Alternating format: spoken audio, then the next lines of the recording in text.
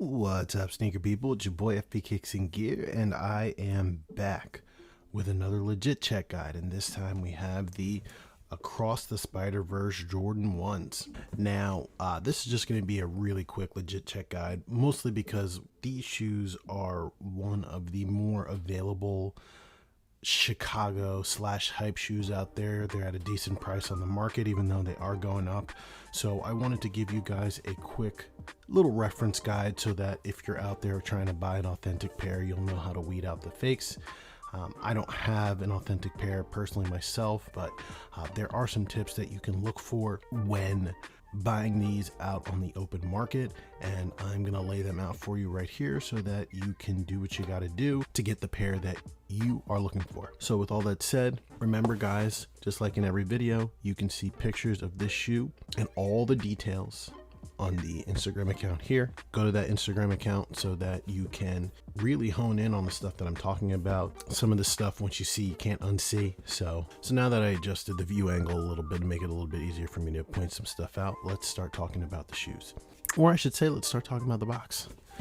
The box is a standard Jordan 1 box, which is surprising. I was expecting it to come in a special box, but it doesn't. If you have a regular Jordan 1 box, you'll be able to compare the colors together and see what's matching, what's not. Usually when it comes down to it, it's the reds that are off, and most importantly, the tag is usually what tells it all. You guys can't see it, but this tag does have an RFID chip behind it, so that is something fakes have been doing more and more so that they can mimic the authentic pairs more. So please be careful about that. But even with the new RFID tags that they include, the text is always there's always something off. The lettering is always a little bit more bold and it's always a little bit more wide. So the easiest way to look at that kind of stuff is to find the smallest text that you can find, usually in the color code, and compare it to an authentic shoe that you have, preferably a Jordan 1 with this label, and you'll be able to see the differences. So other than that, there's not much that comes with this box. It's just a standard Jordan 1 box. So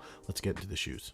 So here we have the shoe, and this is pretty much a very indicative shoe when it comes to really dictating how good reps are, but also how they can still be legit checked. At face value, this looks fantastic. They've got the different cuts of material looking pretty good. They even match this black patent leather, which is iridescent. I don't know if you guys can see it in the video, but this isn't standard black patent leather. It's almost got a rainbow effect to it. And the authentic pairs that I have seen, this is the exact same black patent leather.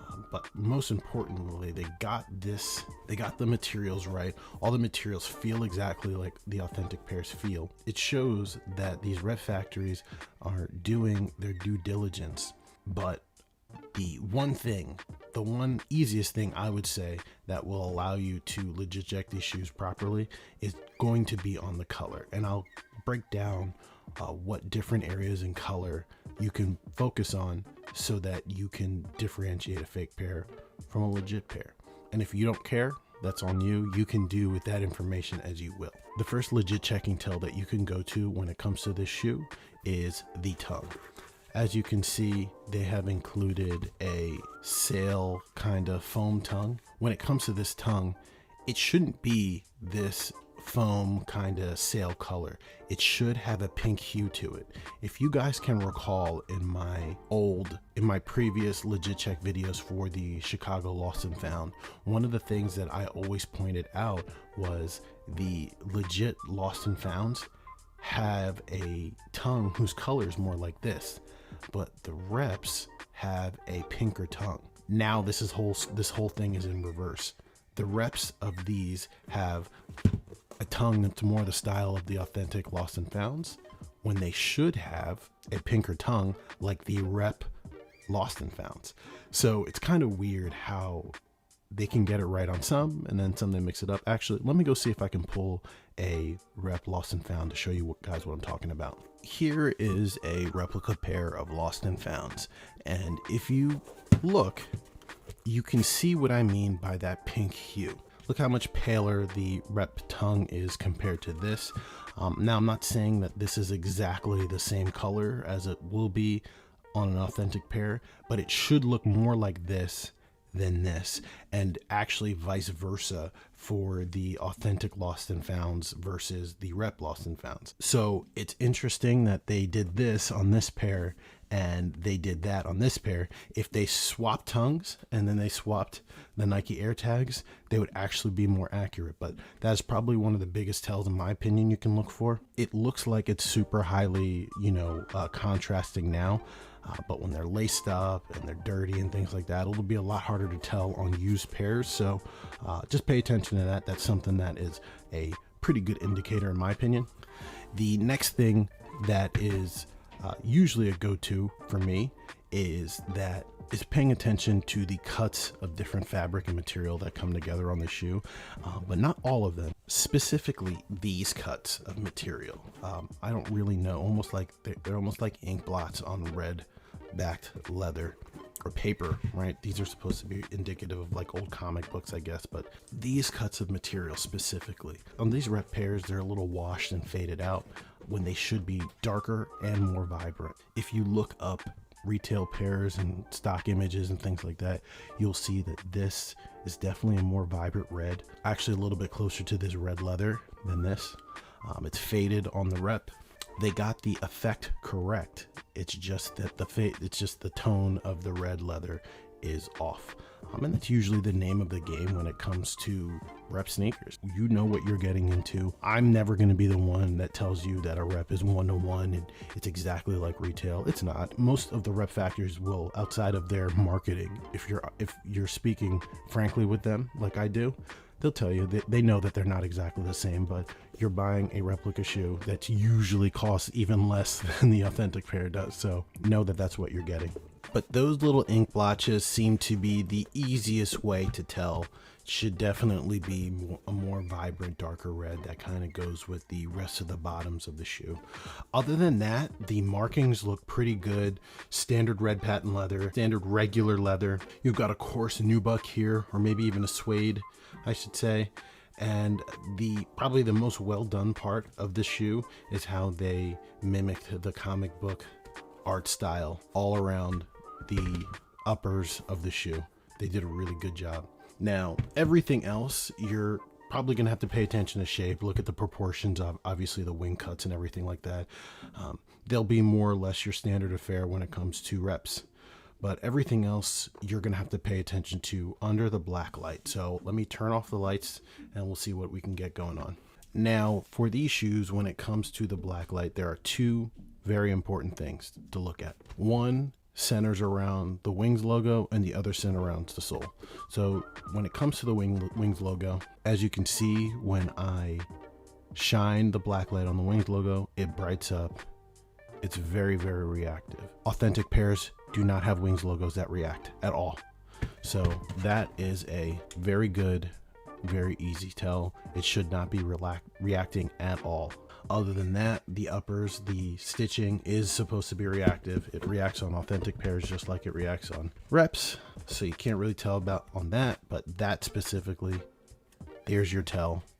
Very easy, not supposed to react on authentic pairs. The next thing is when it comes to the sole. Now, if you guys know, the outsole is supposed to be glow in the dark, but in a kind of different way. The whole thing isn't glowing in the dark. They have glow in the dark particles that scatters throughout the shoe, and you'll be able to see it when I shine my black light on it. Almost looks like there's dust on it. And those particles light up and they store energy and they glow in the dark. So I'm gonna see how long I can keep this on here so that you can see that it's actually starting to glow. You guys can see that green tint.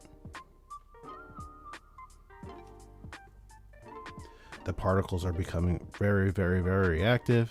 And then when you take the light off, the green glow goes away. Now, the flaw in this is not that it doesn't glow in the dark. Obviously it does. But when you do expose it to UV light, whether it's through a black light or sunlight, it just doesn't last. And the authentic pairs, they do. You'll get at least 10 seconds out of a charge, and I'm barely getting 5 when I do this. So I'm keeping it on there, and then I take it off and the glow is gone. I'm not exactly in a dark room, but I'll try it one more time. You can see all those particles that I'm talking about. You can see it's starting to react. Let's focus on the heel. And then I'm going to take the light off. You see it glow, and then it dissipates. Still remains a little iridescent, but the glow on authentic pairs is definitely a lot more apparent, and it lasts a lot longer. But still pretty good to see that that's something that they mimicked, but it's not perfect. And I don't know why it's different than how the authentic pairs glow, but you can definitely still see the iridescence. And the same thing goes for the other pair. Load it up. You can see those glow in the dark sparkles. Like I said, it's not the whole sole that glows, it's the sparkles that glow, or the glow in the dark powder or dust or whatever that they put in there. And then it dissipates. So that's pretty much it when it comes to the black light. You've got your Wings logo that should not be lighting up, and you've got your sole that does not glow the same way that authentic pairs glow. So that's the blacklight test. Outside of that, guys, there's not really much to say. This is a pretty decent rep. If you have no experience or if you've done no research, you will get scammed by these, you will get fooled by these, but there are some pretty good legit check indicators that you can use to differentiate. Specifically, the tongue is a very good way to legit check. This back area here is a good way to legit check. It should be less faded. The red should definitely be more vibrant. And then from there, we go to the Wings logo on the black light, the glow dark sole. So with all that said, guys, I'll do a quick 360 of the shoe.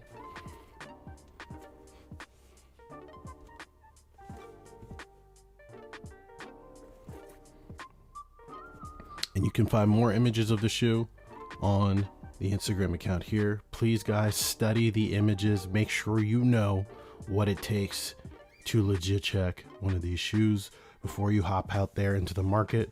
With all that said, guys, I'll see you in the next one. Peace.